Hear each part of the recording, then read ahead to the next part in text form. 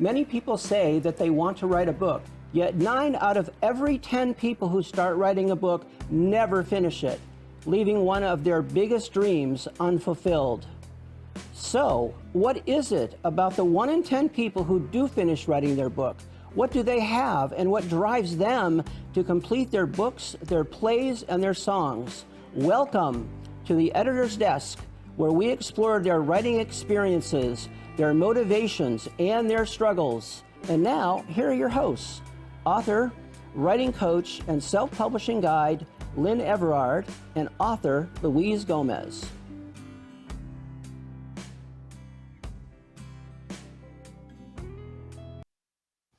It's Thursday, May 11th at 5:30 p.m., and you are watching the Editor's Desk Live, and my name is Lynn Everard. My name is Louise Gomez. Thank you so much for tuning in, and we are excited for today's show. You know, Louise, we have so much going on in our world right now. Yeah. That sometimes a way to move away from the stress is just to go into that creative part of ourselves and to be able to let that creativity within us flow. And boy, did we pick the guest for that today. Oh, yes, we do. And, you know, sometimes it's just about finding a way to just shut off the brain for a few minutes to access that creativity, even if it's just focusing on your breathing or focusing on a mantra or something that can like distract us from the chatter we have. I got to send the email. I got to pay the bill. I got to, you know what I mean? So when we can do that, I feel like we can access our creativity. And so, yes, we definitely have someone who's super creative today. And you've worked with her on helping her to publish her book. So I would like for you to introduce her. Okay. Well, one of the fun parts of me doing that work was being able to encounter really, really creative people. Yeah. Not just with a pen or with a word, but also with the canvas. Yes. And I actually got to know Johannah's artwork before I got to actually see her writing. Oh, nice. Which was really interesting, right? But I knew it was all coming from a creative place. So I had the good fortune, this was almost 5 years ago, to work with her to help her publish her book. And if you'd like to tell us a little bit more about her, otherwise I'm going to bring her on because we have so many questions to ask her. Bring her on, just please. Thank you for showing up, Johanna. Hello. How are you today? So I know you have the book, The Goddaughter, and I did read that book, I don't know, maybe about 6 months ago or so I read the book, and it was a very quick read and very unique style. I felt like reading that book it gave me access into your thinking process and how how you were thinking. And I said, wow, this is a very unique author. I know that for sure. Can you share a little bit about the writing process and what inspired you to write the book? Absolutely. So the book, The Goddaughter, took me many years to create. And I thought I had something that I could put to publish. I gave it to a dear mentor, Parvati, who is also an editor. And she read the first draft and she's like, this is not your book. And told me to go back and rewrite it. And while I was rewriting it, my mother passed away. Oh. And so the book is very inspired by living through that journey. However, the way it ended up in its final form is more of a verbal transmission that is translated. Johanna, we're having a few audio difficulties, so we're going to go to a commercial and get that worked out, and then we'll be back. Yeah. Imagine rediscovering a past life. Now imagine finding the person you shared it with. And I just told all my friends, I'm like, you guys have to read this because I can't put it down. And I have not even gotten to the half of the book yet. We are Lynn Everard and Louise Gomez, and we are the authors of the book, The Reuniting of Two Past Lives and the Unveiling of the 12 Sacred Lessons. We invite you to purchase the book and discover the magic.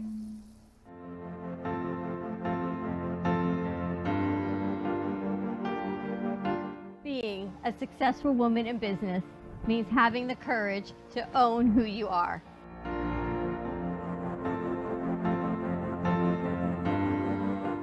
We understand the challenges faced by women, and we are here to help. Our team is here to develop the best strategy designed just for you. Your path is unique, and with the right tools, you can accomplish your dream. From radio to TV, from podcasting to magazines, we create the visibility to amplify your impact in business. At New Dawn Media, we are here to help bring your message forward and help your business flourish. It is time for your message to be seen and your voice to be heard. Contact us at 866-224-5422 or brooklyncafe.tv. Your voice can make a difference.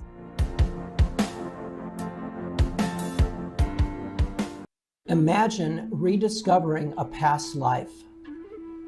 Now imagine finding the person you shared it with. And I just told all my friends, I'm like, you guys have to read this because I can't put it down. And I have not even gotten to the half of the book yet.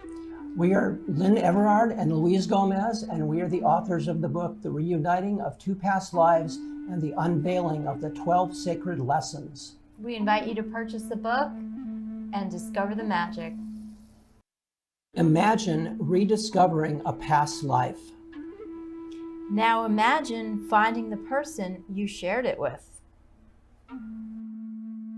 And I just told all my friends, I'm like, you guys have to read this because I can't put it down. And I have not even gotten to the half of the book yet.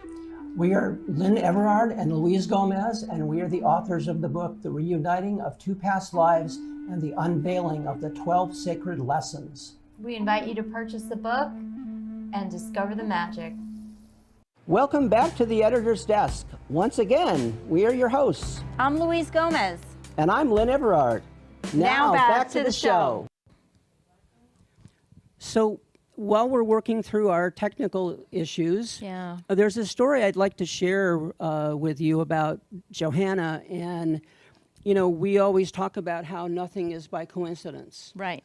And her mom had passed away a year or two before, and she really wanted to get this book out. Mm-hmm.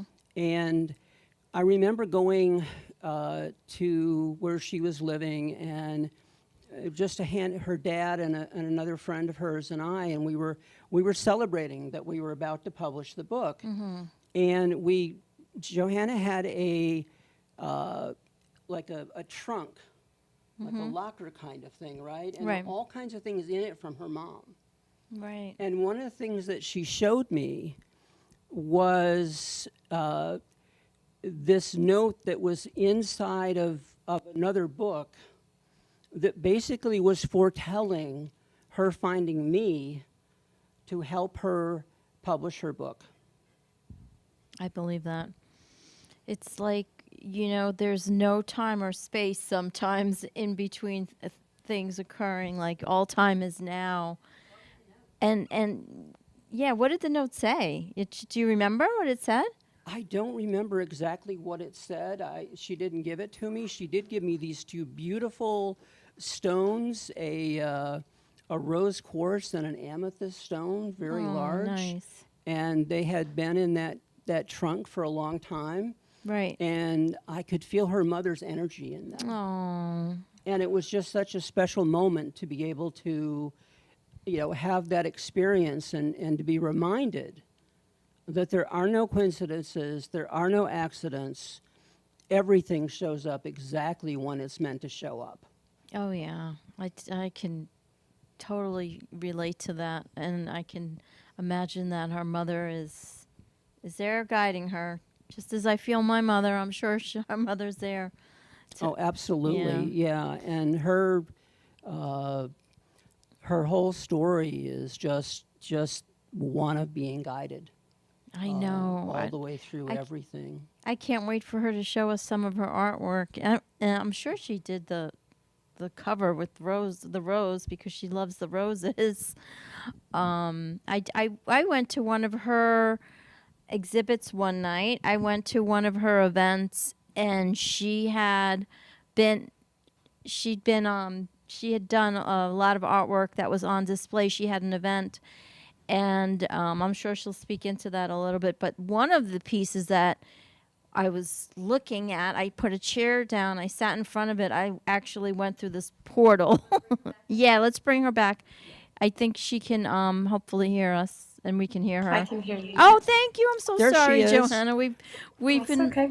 now we hear you better. Okay, so now she's going to do all the talking. Yes, yes. Well, just so you know, while you were gone, I shared the story of when we were celebrating your book was about to be published, and we all went up and you opened your mother's trunk and discovered that note about that basically that you were going to discover the right person to help you publish it. Absolutely. And so, but you can, so take us back into your journey of writing the book, and what led you to do it, what that experience was like for you. Yeah. I think right before we went to commercial, I was talking about how the book is a transcription of an oral transmission. And I studied a story that I built off of Joseph Campbell's Hero's Journey, the 17 Steps. And I wanted to deliver the 17 steps orally. And I was trying with notes and I was trying with notes. And then one day I took my voice recorder and I went into the bathtub and I pressed record without any notes after months of studying. And I recorded it in one take. I transcribed that speech into a very raw document. And moments later, just like in a blink of time, I ran into Lynn at the gratitude trainings. And we were introduced, and I instantly knew that he was going to be the person that would help me. And so we spent the next couple of months fitting the work into what I wanted, a book small enough to fit in your back pocket. And keep it simple. I feel like a lot of people, I heard that statistic in the beginning that 9 out of 10 people who want to make a book fail. Well, I feel like it's very similar when it comes to reading books. And so I wanted to create a book that you could reread because it was that swift and compact. And I think we accomplished it. Definitely Lynn was the master architect of what was really a piece of text without grammar or sentence structure. And in the end, the actual book is almost a carbon copy of the speech, and the way that it's formatted gives the reader a chance to read it as if they are listening to it being spoken to them. And so it very much is a train of thought. And on my mother's deathbed, she made me promise to finish the book. And so I definitely give her so much credit for that. She was a literary advocate and an author herself, a storytelling lady who ran all around South Florida reading and teaching kids the joy of reading.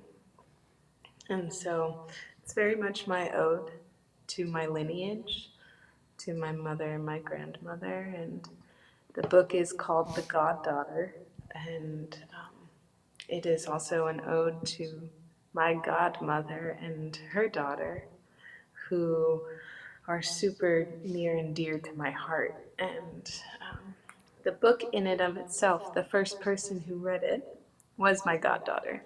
She received the raw copy with the ink still a little wet from the printer, and I gave it to her as she was turning 16 as this invitation to a higher form of living. And she's now turning 20, and she's a full-grown woman, and I just had dinner with her the other night, and we got to talk about the new book that I'm writing. I'm sure we'll get to that later. Yeah. Yeah, that's terrific, and it really such a powerful book, and you know, you between the writing and the art. And there's more. I was just going to say, she's not going to talk about and boast about how talented she is. I went to an event where she was dancing, where she was painting, where she was doing hula hooping. I'm like, oh my God, this woman is so talented and really captures your attention. And so she's so creative on so many different levels. I mean, look at that piece of artwork behind her. I mean, it's so amazing. Thank you so much. Yeah, and It was so wonderful to see you at the last exhibition. Oh, it was so great. I was telling them that I was literally, I don't know if you remember this, I do. but I had, and I'm going to tell everybody right here, right now, I had an outer body experience at her event. I was literally sitting down and I was looking into one of her portals. I guess you'd call it a portal. I went into a portal. I went into a portal, and I had done some interesting work in that portal, and then they told me it was time to come back into my body, and I did. Yeah. And I will attribute that to her powerful, magnetic, magical energy that she somehow does when she creates. That's what I believe. yeah, it's almost like you're literally creating portals out of art. Yes. Because I've been, there were several times when we met at your place, and you'd always say, well, before we do anything, come sit down and look into this painting, right? And some of them you weren't even done with yet. And But then I'm it was still doing that to people who walk into my house. and then it'd get lost in the painting, but then when we sat down to talk about the book, everything flowed anyway. And probably better because of that. Yeah, there's very much not a line between the mediums of my art forms. They all inform each other. I do not remember who spoke it first, but they said, if you're not writing, live a life worth writing about. And so my book is very much a hindsight view of the journey that art brought me on. I started as an environmental scientist. I truly have no artistic background. What? Never taken any sort of professional art class What? ever. You gotta be kidding me. This is amazing. Yeah, I really owe a great deal of my inspiration to the native wisdom and ancient technologies of plant medicine. I had the good fortune of being led in a guided ceremony with the plant that is called ayahuasca. And in that journey, I really felt my soul asking to be an artist, a painter. And I was very not into that. I did not want to starve. I had preconceived ideas and notions about the life of an artist. However, I feel like my saving grace is my devotion to prayer. Definitely, the work that I do requires my heart and my mind to have the same emotion for my thoughts so that I can move mountains. And I put that into the work. And I know people feel it. They can feel the victory, the triumph, so to speak. Well, there was and your works evolved just in the last couple of years, even more. But there was a fairly long period of time where you were painting in dots. Oh, yes. Okay, and Yes. I could never figure out two things. The first one was how anybody could possibly have that much patience to put that many dots on a canvas. And the second one was how you did it in such a way where they were all perfectly aligned. Because you didn't have an Correct. option of doing it and then erasing it. No, Wherever it there's went, no that's room where it for was going to error. stay. And I was always so amazed at those pieces, the way that they looked. And do you still have your website where you display your artwork? The website's currently under construction. Okay. It's been about 10 years that I've been operating as an artist, and it is ripe for a reinvention. Okay. I'm actually preparing to go to Art Basel in 2023. So Nice. in December, at the end of this year, that'll be my third visit. And I'm Nice. working on a collection of large pieces. The piece behind me, that's all the background. It'll have about 15,000 dots when it's finished. Wow. And it's inspired by my most recent trip to Puerto Rico, where Nice. I was blown away by the colors of the city. Just every apartment was a different color. Yeah. And this painting, the color palette, is reference to a book by Jamie Sams called The 13 Original Clan Mothers. And each color represents a phase of the moon in the year. And it has more pigment than any other painting I've ever made my entire life. So really stepping into a new chapter in the palette. It's beautiful. You know, I'm glad she mentioned the 17, I mean, I'm sorry, is it the 13 original clan mothers? Because you referenced that in your book. I know you Yes. referenced that a few times, and I thought that was so amazing how their wisdom really impacted you in such a way that you thankfully shared it with us. And I started researching a little bit about those 13, original clan mothers. If you have a minute, to maybe express a little bit more about how it has affected you or what you've extracted. Absolutely. Thank you. Absolutely. I found the book right after my mom passed away. And the book is a ancient story passed down from grandmothers about the dawn of humanity and the role that women played as leaders and guides in that time. And when I read the book, I felt so much closer to the Divine Mother, the essence that my mom was currently taking form in. And so it definitely got my heartstrings. You know, I was yearning for the wisdom of wise women, wise, wild women. And this book by Jamie Sams really did a number on me. And it's an origin story that gives a breath of hope for humanity about the unification of the tribes of this world. And it leans on the whirling rainbow prophecy, which speaks of a time where the world does come together and we do unite as one. And so it's an important book in my life for sure. I've definitely given out at least 30 copies of it in the last 4 years. I wanted everyone to know what that book was about.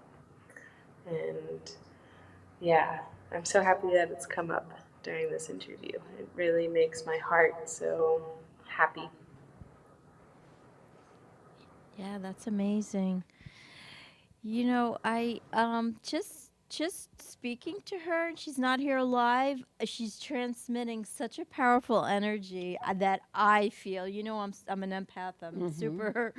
I can feel these energies, and it's literally like transporting through the media. So that's how powerful.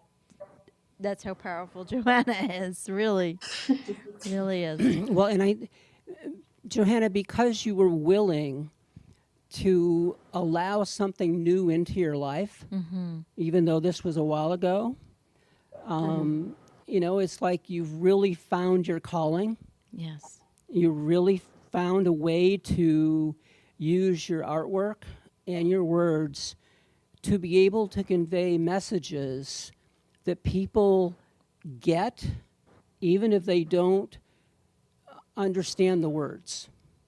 That there's an energy that comes through, and that's after working with you on your book, that became my focus when I was doing author coaching, was bringing the author's energy through, not just writing a book, but bringing the energy through, because that's what's important. That's your artwork is the essence of you, and you're sharing that with the world. And to me, that's so important, because of all the things we could do or say, our essence perhaps is our greatest gift to the world, other than that unique truth that we all carry, which is actually tied to our essence as well.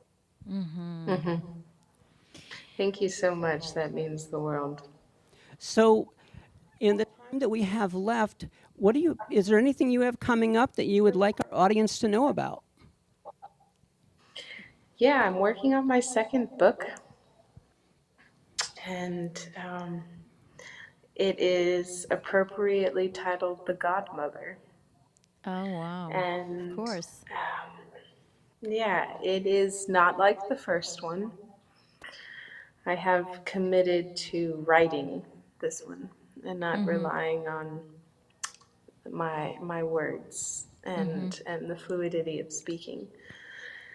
And so, yeah, it's been a very wild ride in my life for the last couple of years, and right now I am kind of touring in my school bus a I little love bit. it. I love it. She has the I coolest little have a school bus. 1990, yeah, I have a 1990 Bluebird Chevy, and it's 23 feet long, and it's very much like an open, empty gallery on the inside. There are only wood floors and white walls and windows.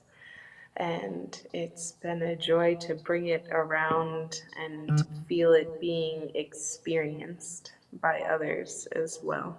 And so, yeah, I have lingering desires of a book tour and Nice. to offer womb ceremonies along the way, Yeah. because the goddaughter is about womb healing. And right now I have been making rosaries out of rose petals in the old technique or technology of cooking the petals on the stove and then extracting all of the liquid and creating a clay. And that has really transformed so much for me, quite a bit, learning how to sculpt tiny little balls instead of painting tiny little dots. Yeah. Do you have any plans to come down to South Florida anytime soon? I'll be there in December, which seems Oh, closer right. to me than I can imagine. Yeah, yeah. But yeah, I have a transcendental meditation teacher that lives in South Florida, I and do TM. I I do oh my God, TM. it is the best. Isn't it? It's the greatest. Yes, It's it the is. greatest, easiest form of meditation that Yes. I've ever found. I wonder who your teacher Yeah, is. Can you say your teacher's name? Michael Goodman. Okay, I'm not sure if I know that him. Yeah. Okay, but excellent. TM, I've been doing it for about 5 years now. Saved my life. Love it. Me Oh, too, nice. really, truly. So I'll be going down south for an advanced technique initiation soon. Oh, nice. Oh, that's terrific. So, Yep. as we get ready to wrap up here, Johannah, we can't thank you enough, and we'd actually love to have you here in person Yes. when you come down. Mm-hmm. Fabulous to be able to Wonderful. do that. Yes. And Yeah, I would definitely. also, we want to make sure we tell you who our guest next week is going to be. Oh, yes. And that is Sheila Fowler. Mm-hmm. And I can't remember the name of the book. She's written so many books. I think she's up to like 18 She's like, or something. yeah, she's written. But it's a story about a trip through the Florida Keys. Yeah. That gets a little bit crazy. Yeah, yeah. That's pretty much what I can remember at this point. I'll be reading it this weekend. So we want to thank all of you for joining us tonight, and we look forward to seeing you once again next week for the Thank next you so edition of the much. Editor's Desk. You guys are so beautiful, and thank you so much for inviting me. Thank you for showing up. Truly amazing. Oh, so sweet. Love you. Bye.